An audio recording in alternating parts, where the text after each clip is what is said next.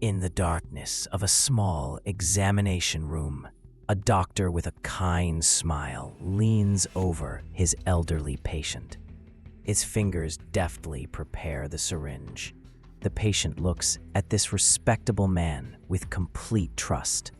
He doesn't know these are the final moments of his life. A few minutes later, the patient's pulse stops. The doctor calmly signs the death certificate. Another natural death.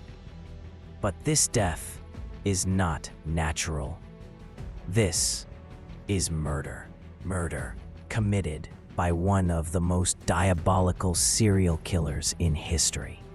The story you're about to hear is the tale of a man who, behind the mask of a kind physician, killed over 200 people.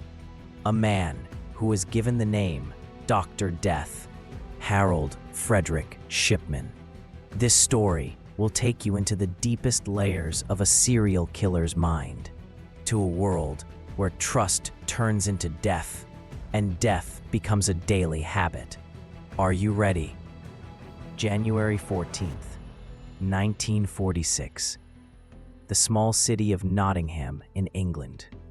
In a modest, simple, middle-class house, a woman named Vera Shipman endures labor pains. The sound of a crying baby fills the space. Harold Frederick Shipman has entered the world. His father, Harold Jr., is a truck driver, a hardworking but cold man. His mother, Vera, is a woman who always tells her son that he is better than the other kids. She sees him as superior and special. This is what gets ingrained in little Harold's mind. He must be superior. He must be the best of all. Harold is a quiet kid, a kid who rarely plays with others. His friends are few. He prefers to be alone. He gets good grades in school, but doesn't make friends. The other kids think he's weird. They see him as different. Harold also feels he is different from them. He feels he is above them. His mother has always told him this, and he believes it. Years pass. Harold becomes a teenager. In 1963, when he is 17, something happens that changes his life forever. His mother, Vera, develops lung cancer. It's a severe and painful disease. How she is freed from the pain. How she smiles. This image is etched into his mind. Vera dies in 1963. Harold is 17 years old. His mother's death is a huge shock for him. The only one who understood him, the only one who saw him as superior, is gone. He feels lonely. He feels a void. But right there, Harold enters Leeds School of Medicine. Here too, he doesn't have many friends. They consider him a strange and unsocial boy. But he doesn't care. He just focuses on his studies. He gets good grades.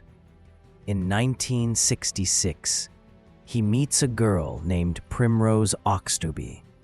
Primrose is 3 years older than him and 5 months pregnant.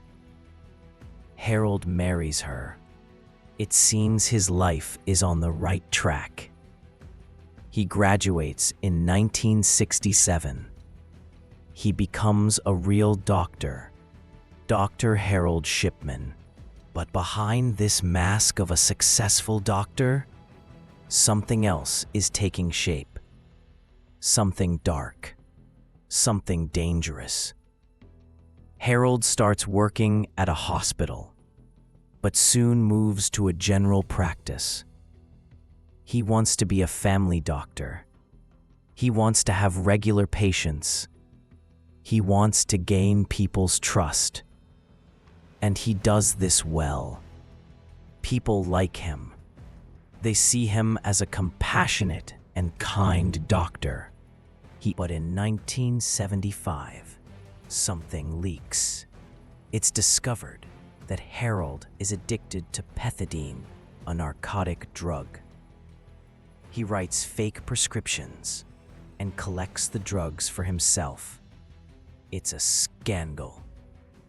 He must be suspended from work. He has to pay a fine. He has to go to rehab. And he does this. He says he is remorseful. He says he made a mistake. He says he won't do it again. And people forgive him. Because he is a good doctor. Because he is kind. Because he is trustworthy. 2 years later, in 1977, Harold Shipman moves to another practice in the small town of Hyde in Manchester. This is a fresh start. He wants to forget the past. He wants to live again. And he does. The people of Hyde accept him with open arms. He becomes a popular doctor again. Families invite him into their homes. They trust him. They entrust their lives to him. And this is this power turns into something else. Into an obsession. Into a need.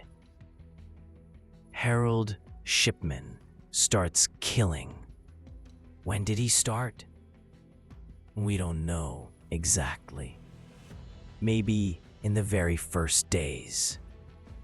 Maybe years earlier. But we know he did it. Again and again. With precision, with planning, with pleasure. His victims are mostly elderly women. Women who are alone. Women who trust him. He goes to their homes. He visits them. He talks to them. He smiles at them.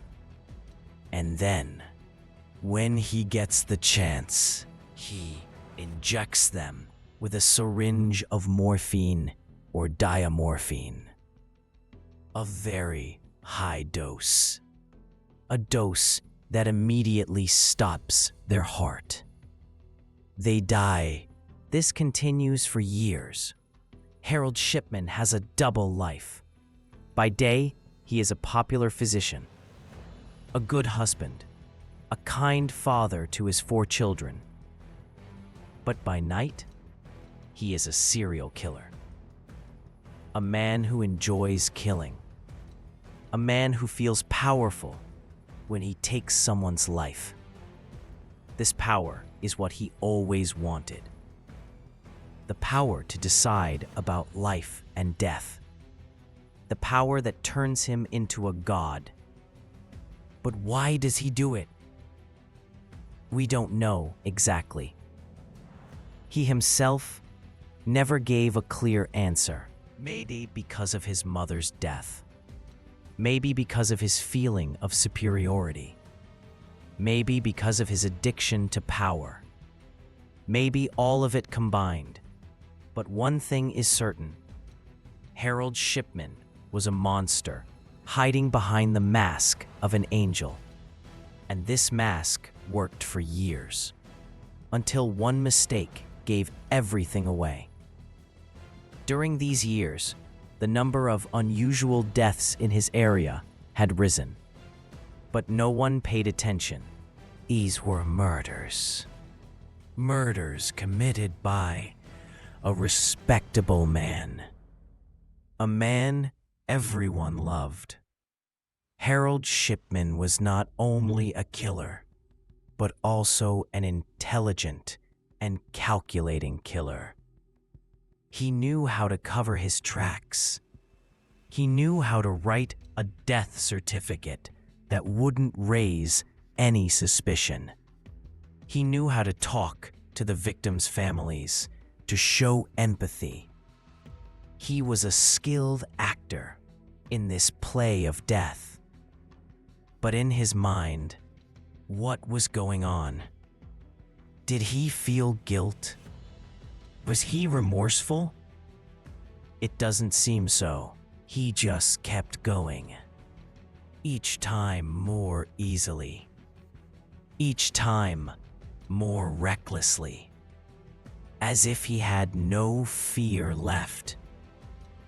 As if he felt invincible. And maybe he was. Until one day, everything changed. Sure. June 24th, 1998. An ordinary day in the town of Hyde. The weather is warm. People are busy with their daily routines. And Dr. Shipman, as always, is in his practice. Patients come and go. He examines everyone with his same kind smile. But today, one of his victims is Kathleen Grundy, an 81-year-old woman who lives alone.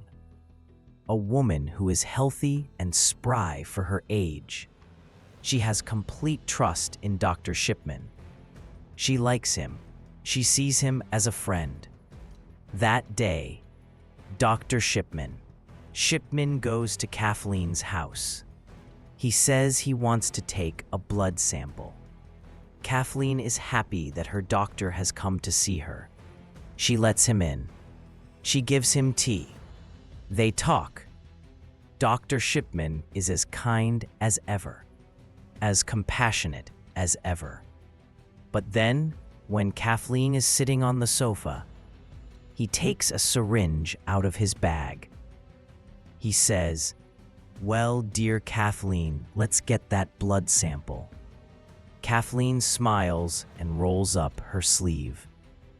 Dr. Shipman prepares the syringe.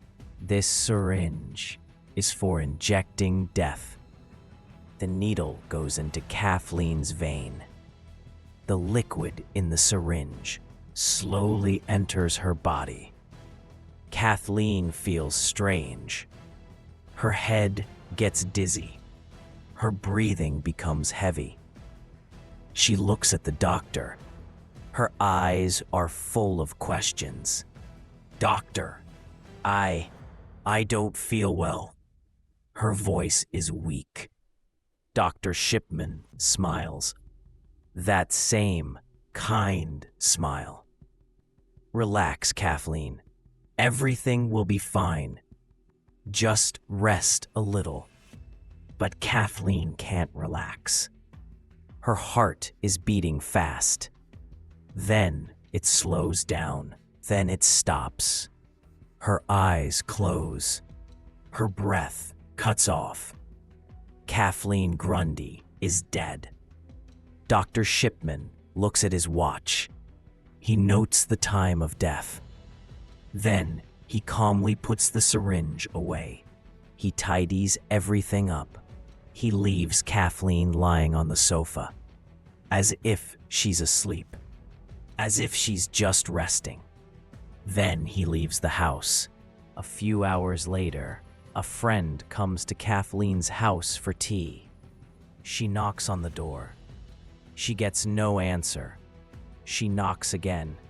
Still no answer. She gets worried. She opens the door. She goes in. She sees Kathleen on the sofa, quiet and still. She thinks she's asleep. She gets closer. She calls her name, but Kathleen doesn't answer. She shakes her hand. It's cold. She's dead. Her friend screams. She calls the police. Dr. Shipman is also notified. He comes to the house. He takes a look at the body. He shakes his head. He says with regret, "Poor Kathleen. She must have had a heart attack." And he signs the death certificate. But this time, something is different. Kathleen Grundy had written a new will, a will that was written just a few hours before her death. In this will, she left all her assets to Dr. Shipman. This is very strange, because Kathleen had a daughter. Why would she leave everything to her doctor? Kathleen's daughter, Angela Woodruff, becomes suspicious. The signatures look forged. The lawyer informs the police. The police start an investigation. They become suspicious of Dr. Shipman. They start looking into his records, and they find strange things. The number of deaths among his patients is very high, much higher than normal. Why do Dr. Shipman's patients die more often than other doctors' patients? That is a question with a terrifying answer. The police decide to exhume Kathleen Grundy's body. They perform an autopsy, and they find something that changes everything. A very high amount of diamorphine in Kathleen's body, a lethal amount. This is no longer a natural death. This is murder. And the only person who gave Kathleen the narcotic was her Dr. Shipman. The police start investigating further. They exhume the bodies of other Dr. Shipman's patients, one after another, and in all of them, they find the same thing: high doses of narcotics, lethal doses. They were all murders.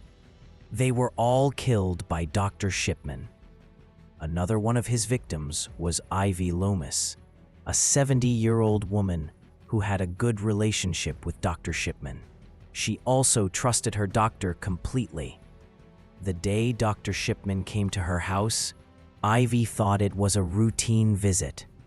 She didn't know it was the last day of her life. Dr. Shipman talked to her, made her laugh, and then, with a simple injection, he killed her. Ivy Lomas died in her chair. Dr. Shipman wrote the death certificate. Cause: heart attack. No one suspected a thing. Another victim, Winifred Meller, was an 83-year-old woman who lived alone. She was also a loyal patient of Dr. Shipman. The day he went to Winifred's house, she was making tea. Dr. Shipman said, "Dear Winifred, let's do a simple checkup." Winifred smiled. "Of course, doctor. You always take care of me." But this care was lethal care. Dr. Shipman prepared the syringe. Winifred didn't even realize what was happening to her. The injection was done. A few minutes later, Winifred was gone. Another victim was Bianca Pomfret, a 69-year-old woman. She went to Dr. Shipman for her joint pain. Dr. Shipman told her, "Bianca, I have an injection that will completely take your pain away." Bianca was happy. "Really? How wonderful." Dr. Shipman smiled. "Yes, but it has to be done at the surgery." Bianca went to the doctor's surgery. He laid her on the examination table. He prepared the syringe. Bianca said, "Doctor, that needle is very big." Dr. Shipman said, calmly, "Don't worry, it's just for a moment." And he injected the syringe. Bianca felt her body getting heavy, her vision blurred. She tried to speak, but couldn't. Her heart stopped. Bianca Pomfret died right there on the examination table. These are just a few examples of Dr. Shipman's victims. Victims whose names we don't even know. Women and men who were just looking for medical help. But instead of treatment, they found death. How did Dr. Shipman carry out so many murders without anyone noticing? The answer is simple. Trust. People trusted him. He was a doctor. He was a respectable man. Who would think their doctor would want to kill them? No one. And that's what allowed Dr. Shipman to keep killing for years. He abused people's trust. He abused his power as a physician, and he enjoyed it. Another one of his famous victims was Margaret Waldron, a 66-year-old woman who went to Dr. Shipman for heart problems. Dr. Shipman told her he needed to give her a special injection to make her heart work better. Margaret, who trusted her doctor completely, agreed without any question. That afternoon, Dr. Shipman went to Margaret's house. Margaret's husband, Albert, was home. Dr. Shipman smiled at him and said, "Albert, could you get me a glass of water? I'm thirsty." Who was a polite man, immediately went to the kitchen. Those few seconds were enough. Dr. Shipman took out the syringe and quickly injected Margaret. When Albert came back with the water, Dr. Shipman was taking off his gloves. Margaret was sitting in her chair, but her breaths had become short and fast. Albert got worried. "Doctor, is my wife all right?" Dr. Shipman said calmly, "Yes, she's just feeling a bit dizzy from the injection. It's normal." But a few minutes later, Albert shouted, "Margaret! Margaret!" Dr. Shipman checked her pulse and shook his head regretfully. "I'm sorry, Albert. Her heart couldn't take it." Albert was crying. Dr. Shipman put his hand on his shoulder and said, "I know it's hard, but she didn't suffer. She went very quickly." Albert said through his tears, "Thank you, doctor. You always looked after us." Dr. Shipman gave a sad smile and signed the death certificate. Another one of his well-known victims was Lizzie Adams, a 75-year-old woman who went to Dr. Shipman for asthma treatment. Lizzie was very lonely. Her husband had died years ago, and she had no children. Dr. Shipman was the only one who visited her. She looked forward to his visits, looked forward to their little chats. The day Dr. Shipman came to see her for the last time, Lizzie was very happy. She had baked a cake. Dr. Shipman smiled and said, "Dear Lizzie, what a lovely smell." Lizzie said happily, "I baked it for you, doctor. You were always so kind." They had tea together, ate cake, talked, and then Dr. Shipman said, "Lizzie, I need to give you an injection for your asthma." Lizzie agreed without question. The syringe was injected. Lizzie felt her breathing getting harder. She said, "Doctor, I can't breathe." Dr. Shipman said quietly, "Relax, Lizzie.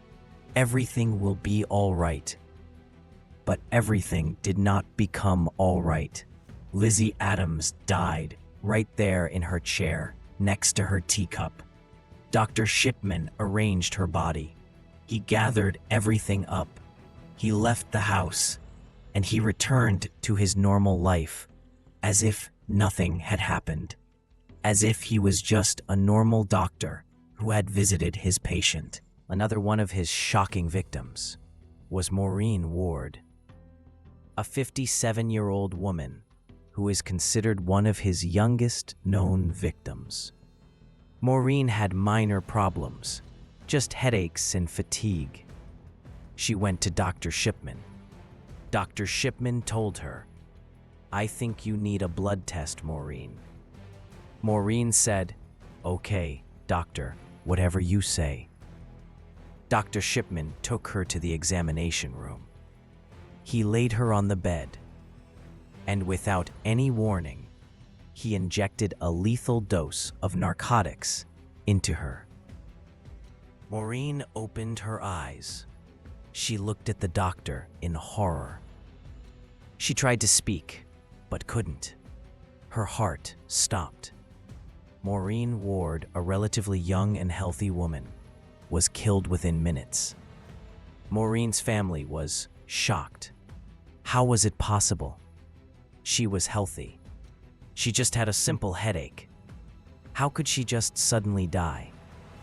But Dr. Shipman told them that these things sometimes happen.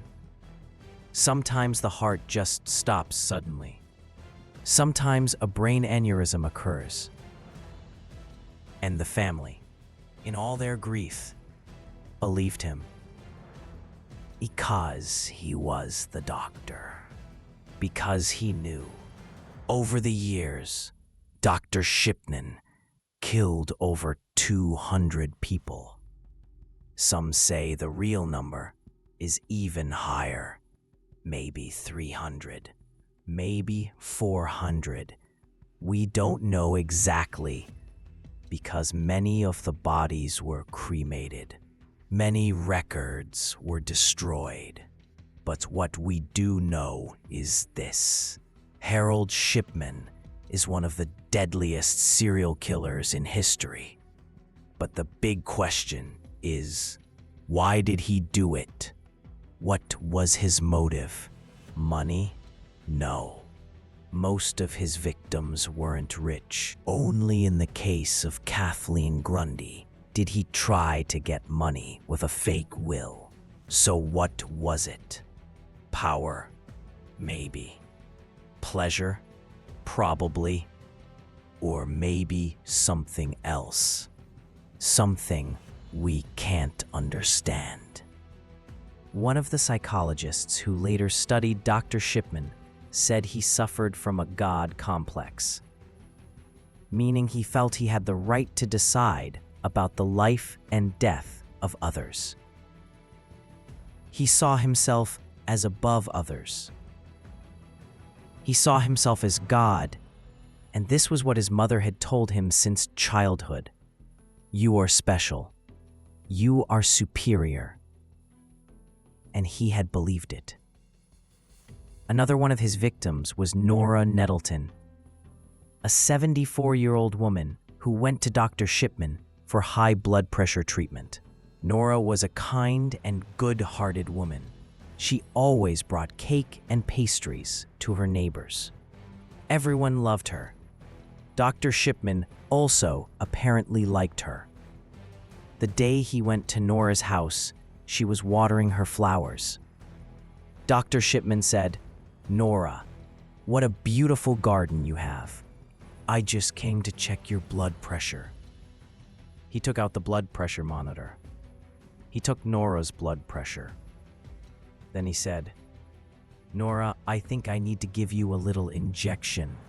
Your blood pressure is a bit high." Nora got worried. "Really? How high is it?" Dr. Shipman said confidently, "Don't worry. This injection will fix it." Neighbors were heartbroken when they heard about Nora's death. She was such a good woman. Why did she have to die so suddenly? But Dr. Shipman explained to them that her blood pressure had been extremely high. He said she'd had a stroke, and everyone believed him. Because he was the doctor. Because he was a professional. Because he was trustworthy. Another victim was Mary West, an 81-year-old woman who couldn't walk very well anymore. She used a wheelchair. Jane always looked after her. But that day, Jane had gone out shopping. Dr. Shipman came to Mary's house for a routine visit. When Jane returned, she found her mother dead. Dr. Shipman was there, next to the body. He told Jane, I'm sorry, my dear. By the time I arrived, your mother was no longer breathing. I think her heart stopped. Jane was crying. Dr. Shipman hugged her and comforted her. He said, "She didn't suffer. It was very quick." Through her tears, Jane said, "I'm glad you were with her, doctor. I'm sure you helped her." Dr. Shipman gave a sad smile and said, "I did my best." But the truth was, Dr. Shipman had killed her mother. He had waited for Jane to leave. Then he had gone to the house. He had found Mary sitting in her wheelchair. He had smiled at her. He had said, "Dear Mary, I have an injection for your pains." Mary, who had a lot of joint pain, was happy. She had said, "Really? God bless you, doctor." And Dr. Shipman had injected the syringe. Mary had felt her body getting light. She had said, "Doctor, this is a strange medicine." But before she could finish her sentence, her heart had stopped. These were just a few cases out of hundreds of murders. Each of these victims had a life. They had a family. They had friends. They had dreams. But they were all killed by a man they thought was their friend. A man they trusted. A man who had sworn an oath to help people, not kill them. Another terrifying victim of his was Pamela Hillier, a 68-year-old woman who had just retired. She and her husband were supposed to go on a trip they had planned for years. But before the trip, Pamela felt she had a cold. She went to see Dr. Shipman. Dr. Shipman told her, "Pamela, I think you need an antibiotic injection to get better faster. You don't want to miss your trip, do you?" Pamela smiled. "You're right, doctor. Thank you for always thinking of her husband, who was waiting for her. Could never believe it. How was it possible? She just had a cold. How could she die?" Dr. Shipman had a pattern. He mostly targeted elderly women. Women who were alone. Women who had no one to ask questions. But sometimes there were exceptions. Sometimes men were victims too. Sometimes younger people were killed too. But the general pattern was this: vulnerable people. People who trusted him. One of his male victims was Alf Smith, a 72-year-old man who went to Dr. Shipman for breathing problems. Alf was a smoker, and his lungs weren't working well. Dr. Shipman told him, "Alf, you need to quit smoking completely." Alf laughed. How did Dr. Shipman cope with himself all these years? How did he go home every night, have dinner with his wife and kids, watch TV, and go to bed? As if he'd had a normal day. As if he were a normal human being. But he wasn't normal. He was a monster. A monster dressed in human clothes. Did his wife, Primrose, never notice anything? Did she know? Did she suspect? Apparently not. Or maybe she didn't want to know. Maybe she preferred to be blind. Because accepting that truth was too hard. Accepting that your husband, the father of your children, is a serial killer. Another one of his famous victims was Joan Spence, a 73-year-old woman who went to Dr. Shipman for arthritis treatment. Joan was a happy woman. She was always laughing. She was always positive. Even with all her pain, she never let her smile fade. Dr. Shipman told her, "Joan, I have a new injection that's very effective. It can reduce your pain completely." Joan said excitedly, "Really? That's great. I can't stand this pain anymore." Dr. Shipman said, "Then let's try it." And he performed the injection. Joan Spence, the woman who was always laughing, never laughed again. She died within minutes, and her smile was forever erased from her face. Other victims like Irene Chapman, Ivy Watterson, Mary Dutton, and dozens of others, all of them had similar stories. All of them trusted Dr. Shipman. All of them thought he was their friend. All of them were wrong. Dr. Shipman sometimes even visited the families of his victims. He sympathized with them. He offered his condolences, and this was perhaps the most terrifying part of the story.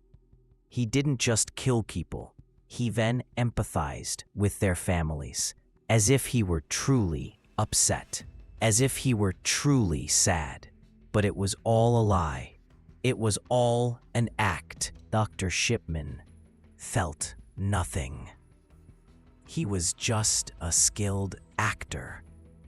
One of his most shocking victims was Kathleen Grundy, whom we talked about. She was the last known victim of Dr. Shipman, and she was the one who caused the doctor's downfall. Because Dr. Shipman made a mistake. He got greedy. He tried to make money from Kathleen's death, and that greed was his end. But before Kathleen, there were several other victims whose stories are shocking. One of them was Violet Beard, an 83-year-old woman who couldn't hear very well anymore. She lived with her daughter. Her daughter went to work every day, and Violet was left alone. That day was the same. Dr. Shipman came for a visit. When Violet's daughter returned home that night, she found her mother dead. Dr. Shipman had left a note. "I examined your mother. Unfortunately, her heart stopped. I did my best. Nothing could be done. My condolences." Violet's daughter, she thought, what a kind man Dr. Shipman was to even leave a note. But she didn't know that this kind man had killed her mother. Another victim was Laura Catherine, an 80-year-old woman who had recently lost her husband. She was very sad and lonely. Dr. Shipman was the only one who visited her. He would talk to Laura. He would listen to her. Laura would tell him how much she missed her husband, how hard life was without him. Dr. Shipman would put his hand on hers and say, "I understand, Laura. I know how hard it is." And Laura felt that there was someone who understood her. But the very person who seemingly understood her intended to kill her. That day, Dr. Shipman told Laura, "Dear Laura, I think a sedative injection will help you. I can see you're very stressed." Laura said in a trembling voice, "Do you think it's necessary, doctor?" Dr. Shipman smiled. "Yes, I think it will help you a lot. You might sleep a bit better." Laura agreed. The syringe was injected, and Laura Catherham never woke up again. She slipped into an eternal sleep next to her husband. Perhaps that's what she wanted. But not like this. Not by the hand of a murderer. Another victim was Bernice Mosley, a 69-year-old woman. Dr. Shipman said confidently, "I know, but you need an extra dose. Your sugar is very high." Bernice was doubtful, but the doctor knew best. She allowed the injection to be done. But this wasn't an insulin injection. It was a lethal dose of narcotics. Bernice Mosley, a woman who always watched her health, was killed by the very doctor she trusted. How did Dr. Shipman live with his conscience? Maybe he didn't have one. Maybe he was a true psychopath. Someone who cannot feel empathy. Someone who cannot feel the pain of others. Someone who only thinks of himself. And for him, killing people was just a game. A way to feel powerful. A way to prove his superiority. Another victim was Ida Aylward, an 82-year-old woman who went to Dr. Shipman for digestive problems. Ida was a religious woman. She went to church every week. She always prayed. She always trusted in God. And she trusted Dr. Shipman too. She thought God had sent him to help her. The day Dr. Shipman came to her house, Ida was reading the Bible. Dr. Shipman smiled and said, "Ida, what a peaceful scene." Ida put her book down and said, "Doctor, you are like an angel from heaven to me. You always look after me." Dr. Shipman put his hand on her shoulder and said, "It's my duty, Ida." Then he said, "Let me give you an injection for your stomach pain." Ida said confidently, "God bless you, doctor," but God did not save her. Ida Aylward, a woman who had trusted God all her life, was killed by the very person she thought was God's angel. Another victim was Alice Kitchen, a 70-year-old woman who went to Dr. Shipman for asthma treatment. Alice was an active woman. She went for a walk every day. She had coffee with her friends. She went to a book club. She had a vibrant life. But that day, when Dr. Shipman came to her house and said he needed to give her an injection for her asthma, Alice agreed without question. She didn't know it was the last day of her life. The injection was done. Alice felt her breath stop. She tried to say something, but couldn't. Dr. Shipman just watched her, with that same kind smile of his. And Alice Kitchen, a woman who had just started to enjoy her retirement, died. Dr. Shipman had a clear pattern in choosing his victims. He usually chose people who wouldn't be questioned. People whose deaths would seem natural. People whose families would easily believe they had died of old age or illness. But sometimes he took risks. Sometimes he killed younger or healthier people too. And this showed that he was completely confident in himself. He thought he would never get caught. Another victim was Maureen Jackson, a 71-year-old woman who had just lost her husband. She was very depressed. Dr. Shipman had prescribed her antidepressants, but the day he went to see her, he said he needed to give her an injection too. Maureen said, "Doctor, I'm really tired. I just want to sleep." Dr. Shipman said, "I know, my dear. This injection will help you sleep better." And he performed the injection. Maureen Jackson fell asleep, and she never woke up again. Perhaps that's what she wanted. Perhaps she really wanted it all to end. But again, not like this. Not by the hand of a murderer. Other victims like Beatrice Turnbull, Mary Walsh, Jean Rowley, and dozens of others. Each had a story. Each had a life. Each had loves, dreams, sorrows.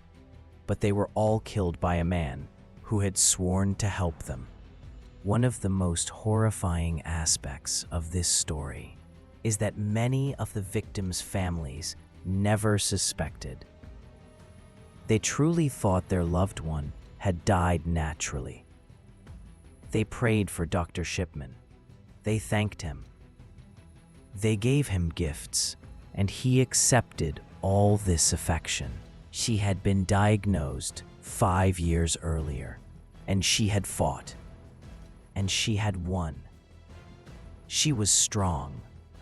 She was a fighter, but this time, her enemy was not visible. This time, her enemy was the very person she thought was her friend. Dr. Shipman told her, "Olive, I have a very good injection for your back pain. It can take your pain away completely." Olive, who had lived with pain for years, was happy. She said, "Really? I hope it works, doctor." Dr. Shipman said, "It will definitely work." And Olive Healy, the woman who had beaten cancer, was killed by her doctor. Over the years, Dr. Shipman's reputation as a good doctor grew. People liked him. They respected him. His children were proud of him. His wife loved him. And amidst all this affection, he killed people. Another victim was Nellie Mullen, a 78-year-old woman who went to Dr. Shipman for blood pressure control. Nellie was a kind woman. She always cooked for her neighbors. She always helped others. Everyone loved her. Dr. Shipman knew her too. She was one of his longtime patients. The day he went to Nellie's house, she was cooking soup. The house smelled wonderful. Dr. Shipman said, "Nellie, what a delicious smell." Nellie laughed and said, "I'm cooking for my neighbor. Her son is sick." Dr. Shipman shook his head and said, "You're always thinking of others." Then he said, "Let's check your blood pressure." He took her blood pressure and said, "Nellie, your pressure is a bit high. I need to give you an injection." Nellie said, "Okay, doctor, whatever you say." And the injection was done. Nellie Mullen, a woman who was always thinking of others, died next to the pot of soup she was cooking for her neighbor. After each murder, Dr. Shipman returned to his normal life, as if nothing had happened. He ate dinner. He played with his kids. He watched TV. And he slept. Did he have nightmares? Did he see the faces of his victims? It doesn't seem so. He slept soundly because he felt no guilt. He thought he was doing the right thing. He thought he was helping people, freeing them from their pain. Or maybe that was just an excuse he told himself. Maybe the reality was that he just enjoyed the power, the feeling of playing with life and death. Another victim was Lillian Higgins, an 84-year-old woman who couldn't see very well anymore. She lived with her son. Her son went to work every day, and Lillian was left alone. Dr. Shipman usually visited when he knew Lillian was alone. That day was the same. He rang the doorbell. Lillian opened the door. She recognized the doctor's voice. She said, "Dr. Shipman, how nice of you to come." Dr. Shipman said, "Hello, Lillian. I came to see how you're doing." They talked. Shipman did a short examination. Then he said, "Lillian, I think you need a vitamin injection. You look very weak." Lillian said, If you think it's necessary, then it must be necessary. And the injection was done. Lillian Higgins, a woman who could no longer see the world clearly, saw nothing more. Years passed. Dr. Shipman kept on killing, and no one noticed until the matter of Kathleen Grundy and the fake will came up. That was his big mistake. He got greedy, and that greed caused everything to fall apart. September 7th, 1998. The police came to Dr. Shipman's house. He was at his practice. He was examining his patients. When he saw the police, he was a bit surprised, but he smiled. He said, "Yes, how can I help you?" The police officer said, "Dr. Shipman, you need to come with us. We have some questions about the death of Kathleen Grundy." Dr. Shipman's smile widened. He said, "Of course, no problem. But I don't understand why. Kathleen's death was natural." The officer said, "We need to check a few things. If you please, come with us." Dr. Shipman calmly put on his coat. He told his assistant to cancel the day's appointments, and he went with the police. He thought it was just a simple misunderstanding. He thought everything would be sorted out soon. He was wrong. At the police station, they took him to an interrogation room, a small room with a table and a few chairs. Dr. Shipman sat down. He still had a smile. He was still calm. The detective came in. He sat down.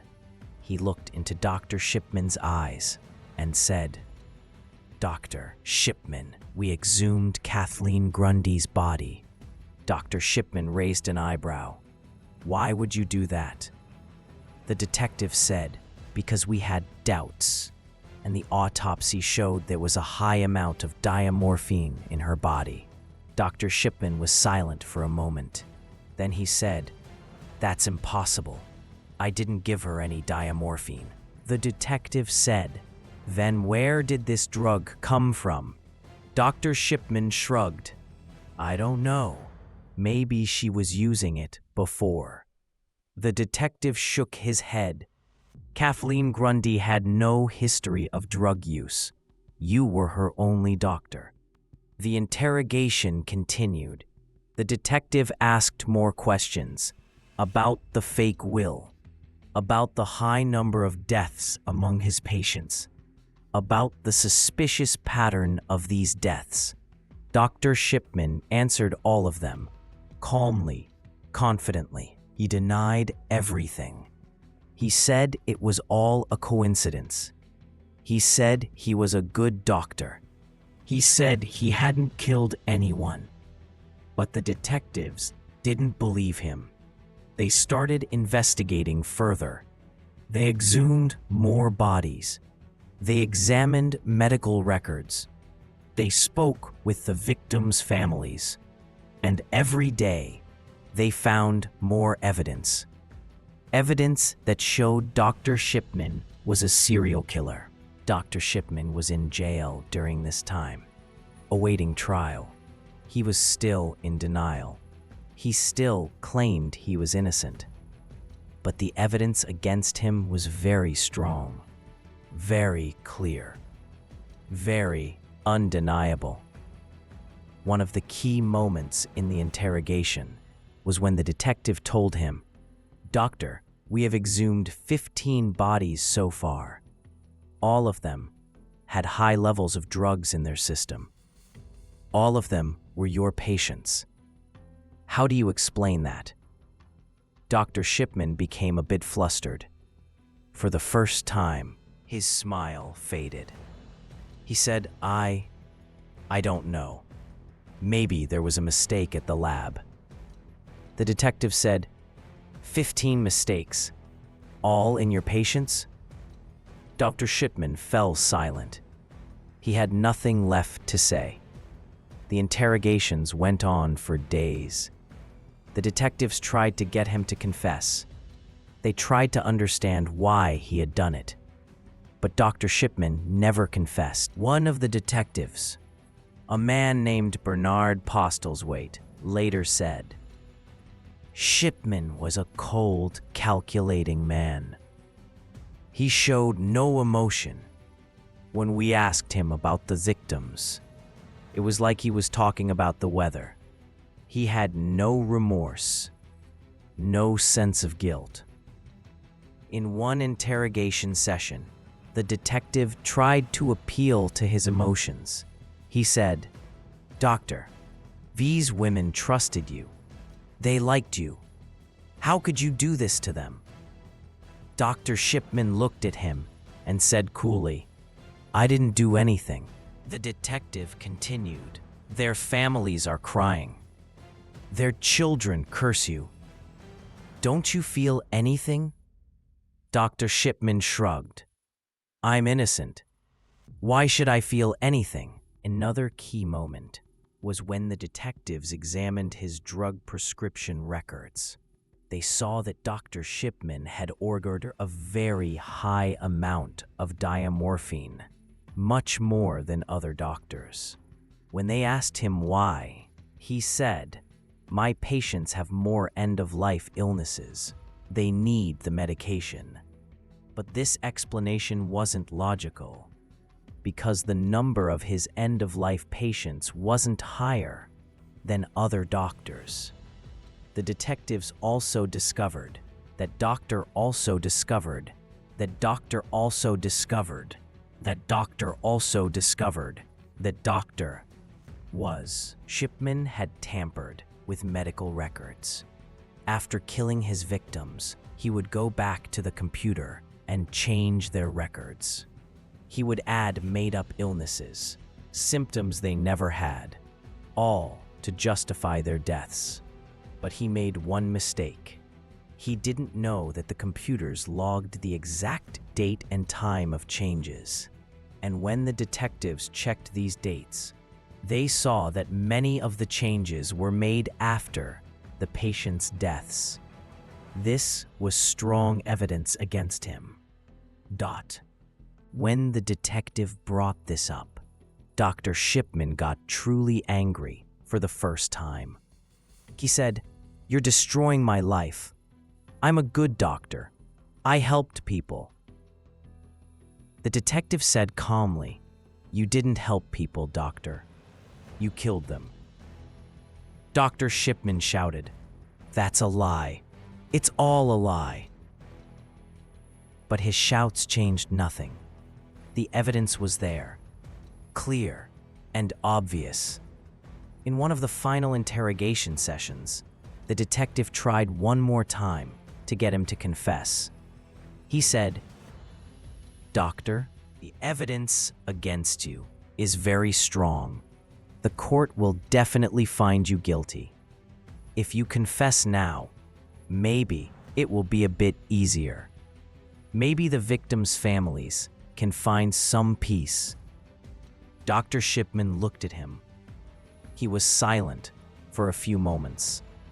Then he said, "I have nothing to confess. I am innocent." And with that sentence, the interrogations were over. Dr. Shipman never confessed. He never said why he did what he did. He never showed any remorse. And that was perhaps the most painful part of the whole story for the victims' families. They never found out why their loved one had to die, why the doctor they trusted had killed them. October 5th, 1999, the trial of Dr. Harold Shipman began. It was one of the most famous trials in British history. Media had come from all over the world. Everyone wanted to see what would happen to this killer doctor. Dr. Shipman entered the courtroom in a clean suit. His hair was combed. He was clean-shaven. He wanted to look like a respectable man.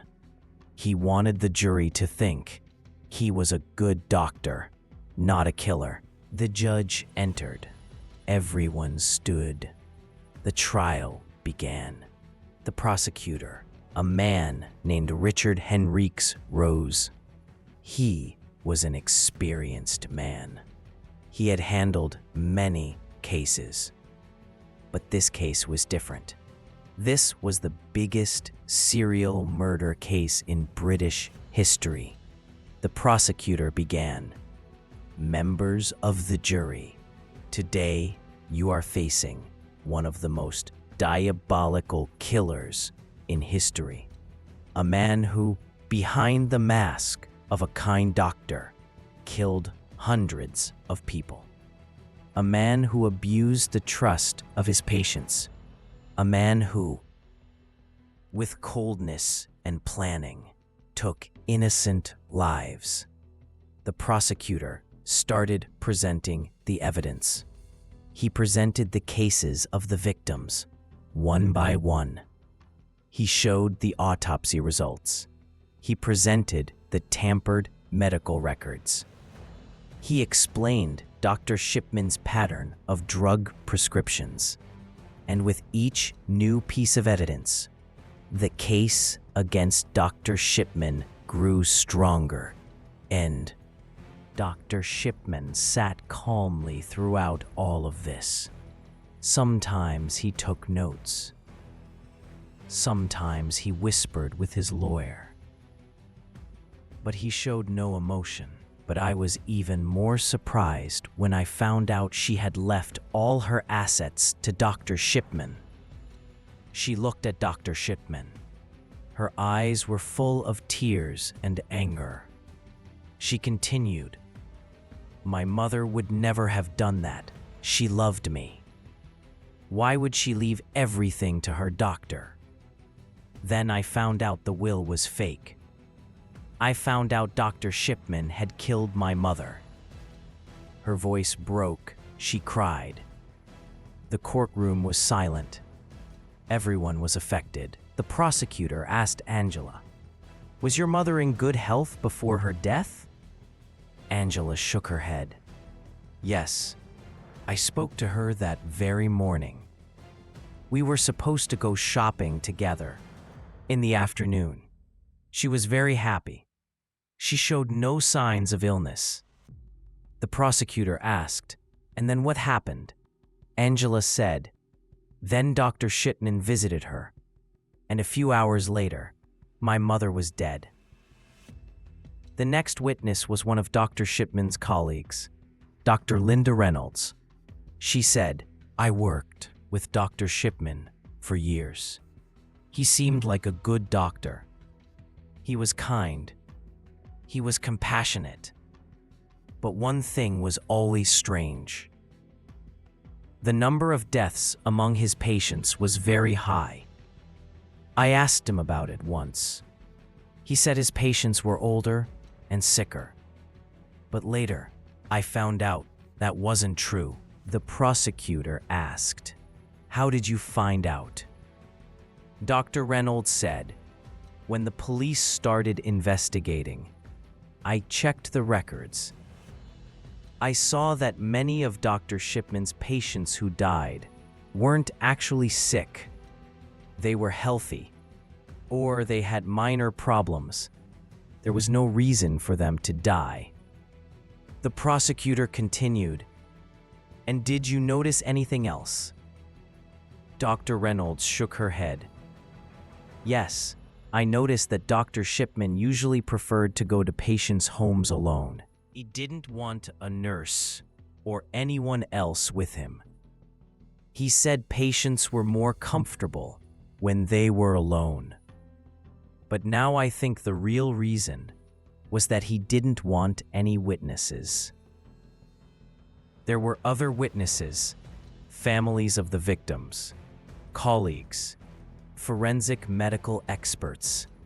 All of them provided evidence that showed Dr. Shipman was guilty. One of the most powerful witnesses was Dr. John Grenell. He was the forensic specialist who had performed the autopsies.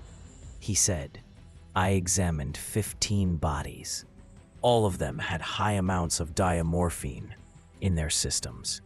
This amount was so high that it had definitely caused death, and the only way to inject this amount was by a doctor.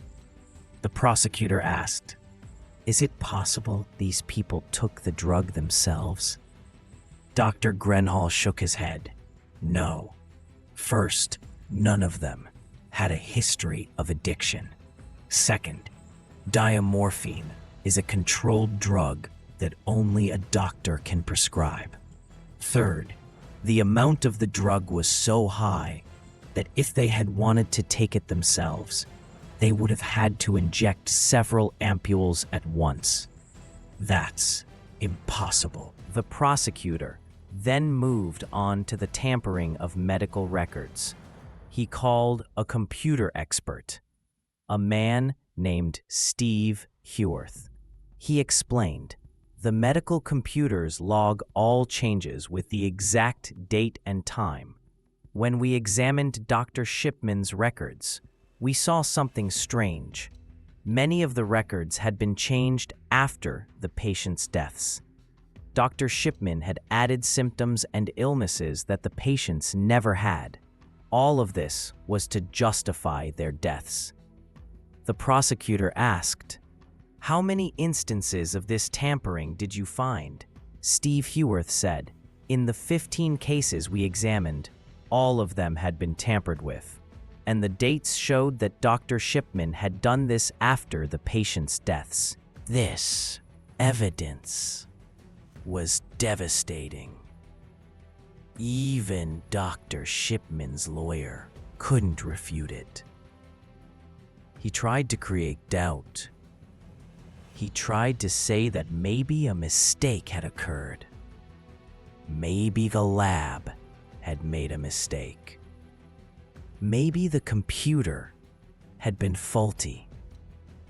But none of it was convincing. Then it was Dr. Shipman's turn to testify. He rose from his seat. He went to the witness stand. He took the oath, and he sat down. His lawyer began asking questions. The lawyer asked, "Dr. Shipman, did you kill Kathleen Grundy?" Dr. Shipman said firmly, "No, I did not kill anyone." The lawyer asked, "Then how did this diamorphine get into her body?" Dr. Shipman said, "I don't know. Maybe she was using it before. Maybe another doctor gave it to her. I don't know." The lawyer asked, "And these medical records that were tampered with?" But when the prosecutor got his turn, everything changed. With his sharp and precise questions, he cornered Dr. Shipman. He asked, "Dr. Shipman, you ordered a very high amount of diamorphine. Why?" Dr. Shipman said, "Because my patients needed it." The prosecutor asked, "But why more than other doctors?" Dr. Shipman said, "Because I had more end-of-life patients." The prosecutor said, "But statistics show that the number of your end-of-life patients is not higher than other doctors. So what is the real reason?" Dr. Shipman paused for a moment. Then he said, I just wanted to make sure I had enough medication." The prosecutor said, "Or maybe you wanted to use the drugs to kill your patients." Dr. Shipman became angry. "No, that's a lie," the prosecutor continued. "Doctor, we have evidence that you killed over 200 patients. Why did you do it?" Dr. Shipman shouted, "I didn't kill anyone.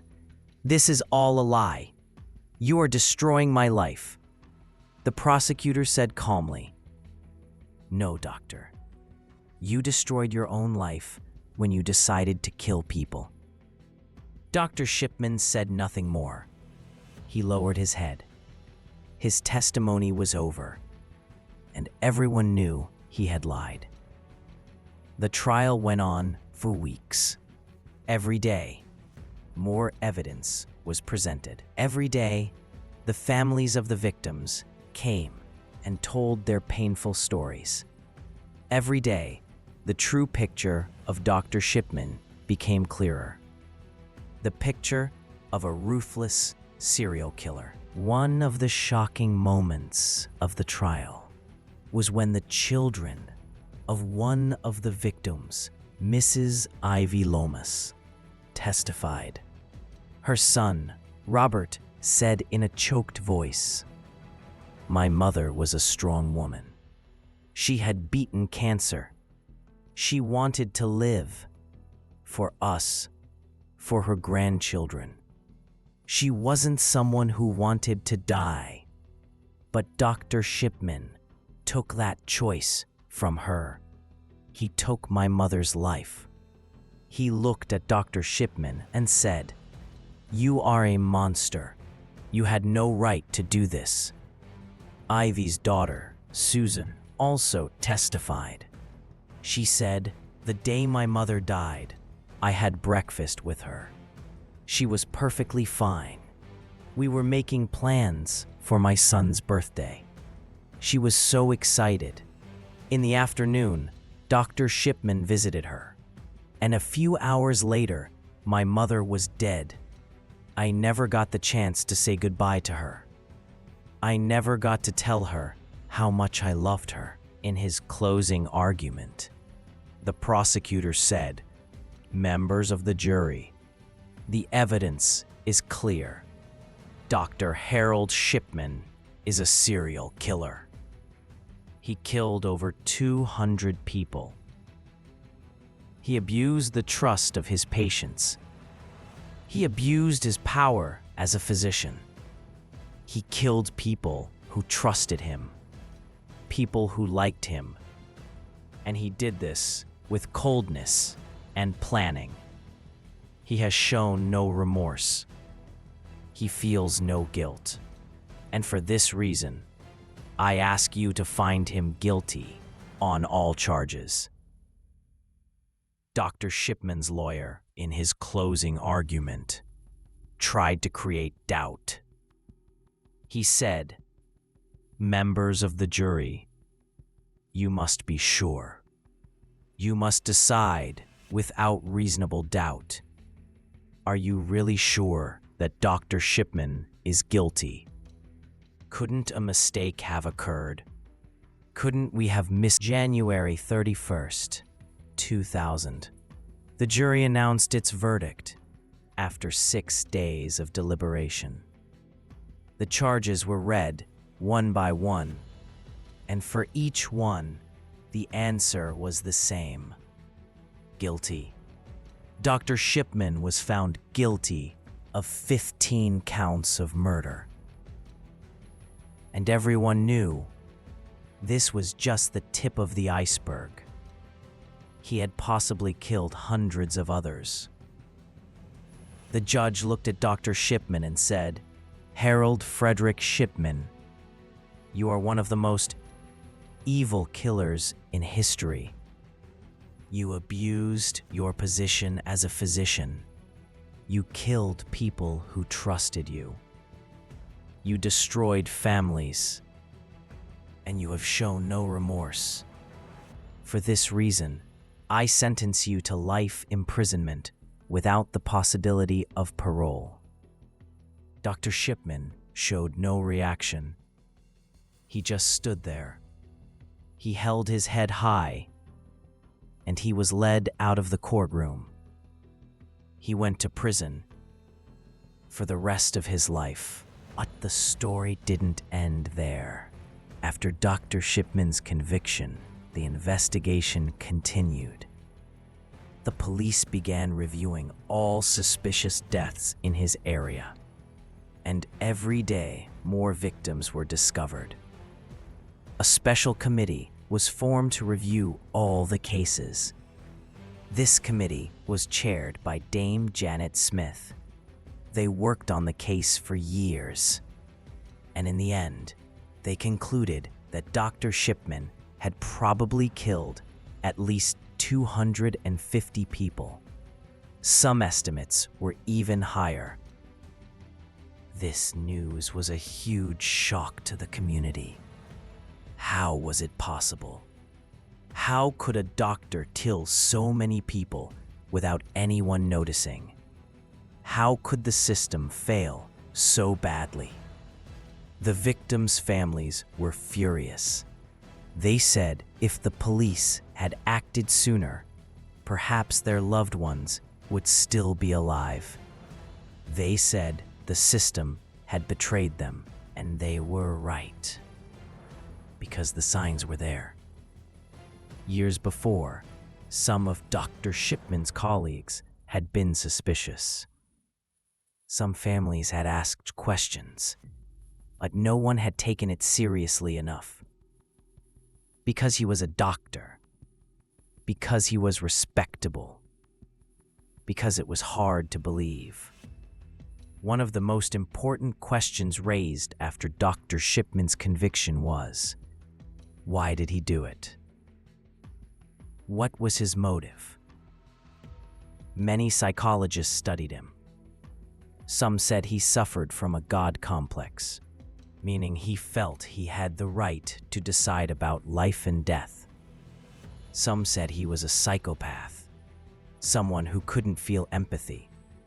Some said he enjoyed killing. He enjoyed the feeling of power.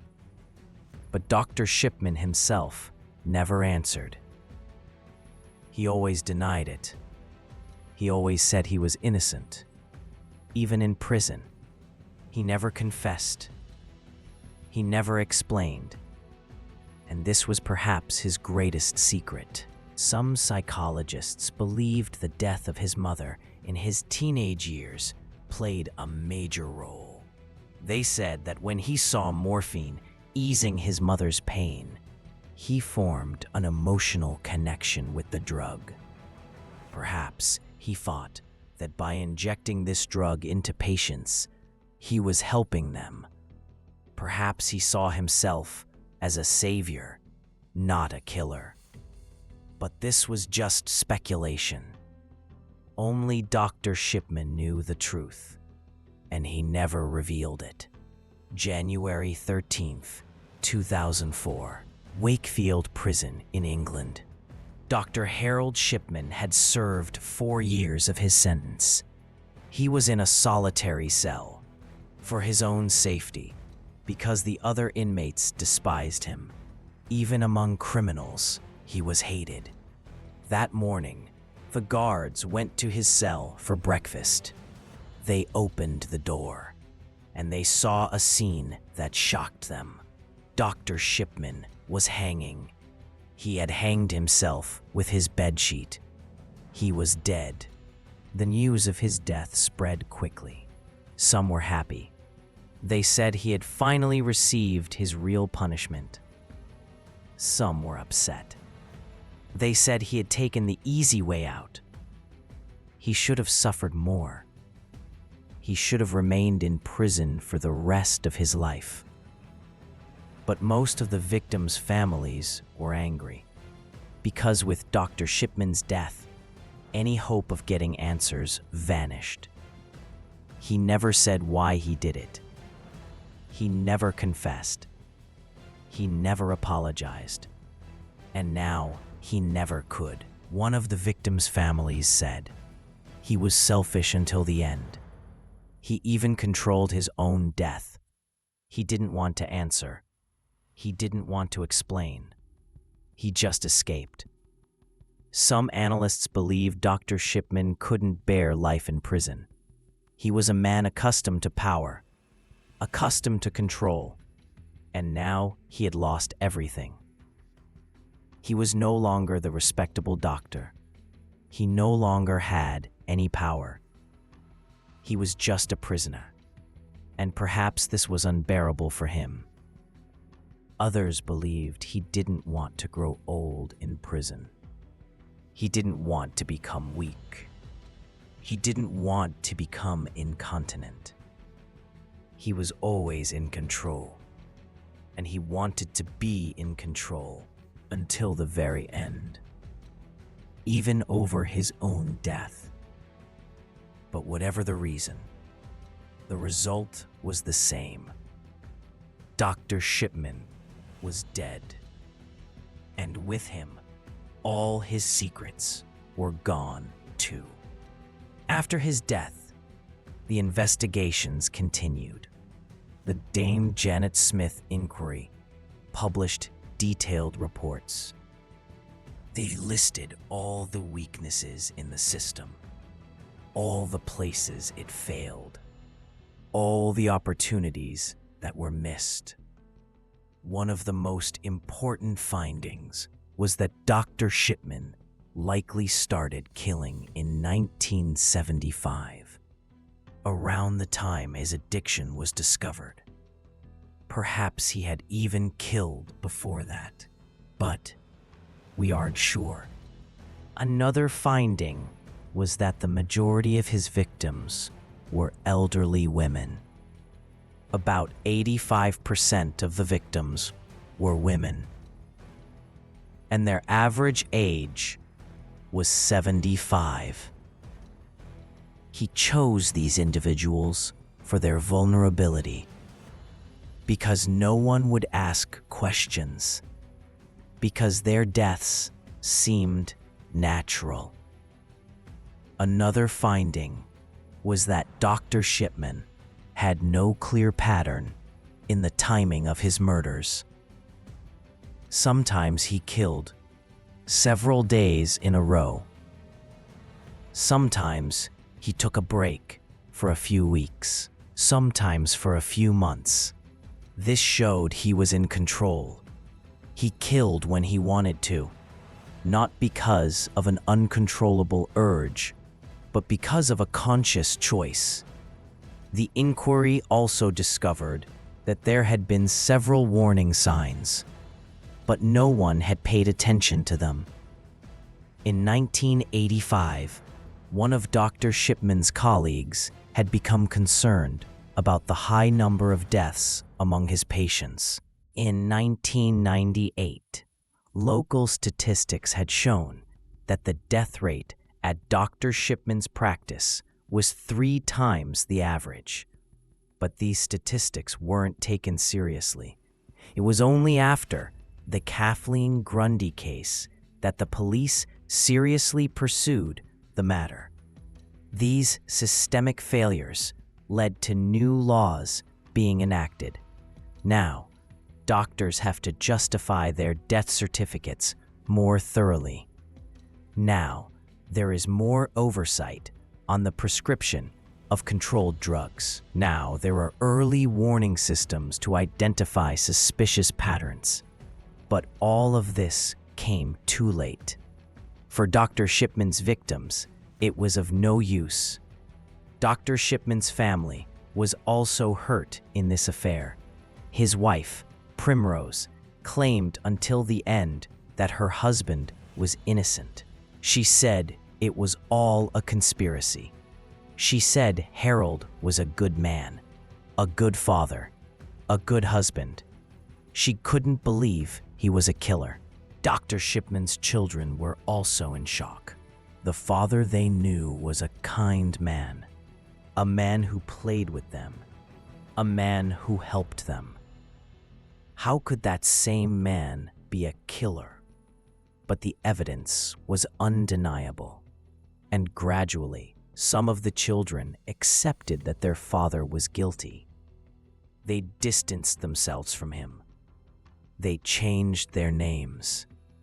They tried to build new lives, but the shadow of their killer father always followed them. Primrose, however, denied it until her death. She died in 2015, and until the end, she said her husband was innocent. The effects of the Dr. Shipman story went beyond his direct victims. This affair tarnished the public's trust in doctors. Now, people asked more questions, were more suspicious. were more worried. Some elderly patients now were afraid to go to the doctor. They were afraid their doctor might be like Shipman. They were afraid the injections might be lethal. Families. They never could truly find peace because they never got answers. They never found out why their loved one had to die, why Dr. Shipman killed them. Some families were still grappling with this question years later. They couldn't forget. They couldn't forgive. They couldn't move on. One child of a victim, years later, said, "I think about it every day. I think about my mother, about the moment she died. She was alone. She didn't know what was happening. She trusted her doctor, and that doctor killed her. This thought drives me crazy." Dr. Shipman not only took the lives of his victims, but also destroyed the lives of their families. He inflicted a wound on them that never healed. The town of Hyde, where Dr. Shipman had worked for years, also changed. This small town now lived with a dark label, the label of being the town of the killer doctor. People moved away from there. Property values fell. The atmosphere of the town became gloomy and sad. Dr. Shipman's practice was closed. The building remained empty for a long time. No one wanted to work there. No one wanted to be in a place from which hundreds had been sent to their deaths. Some of Dr. Shipman's former patients, those who had survived, grappled with survivor's guilt. They thought, "Why did I survive? Why didn't he kill me? Was I less valuable?" This survivor's guilt was a suffering in itself. The media talked about Dr. Shipman for years. Dozens of books were written about him. Dozens of documentaries were made. Dozens of television programs. Everyone wanted to understand how a doctor could become a serial killer. But no one had a definitive answer because Dr. Shipman himself never spoke. He took his secret with him to the grave. Some psychologists believed Dr. Shipman was a narcissist, someone who thought others believed. He was a psychopath, someone who couldn't feel empathy, someone who saw others only as tools. And for him, killing was just an act. Not wrong, not right, just an act. But whatever it was, the result was devastating. Over 200 people were killed. Hundreds of families were destroyed. A community was damaged, and the public's trust was tarnished.